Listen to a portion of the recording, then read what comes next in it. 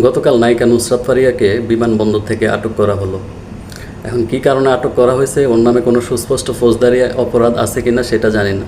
জানা গেছে কি যে হত্যা চেষ্টা মামলায় তাকে আটক করা হয়েছে। এগুলা জাস্ট হাস্যকর। এগুলা এতই হাস্যকর যে বর্তমান ইন্টারিম সরকারকে এগুলো প্রশ্নবিদ্ধ করবে।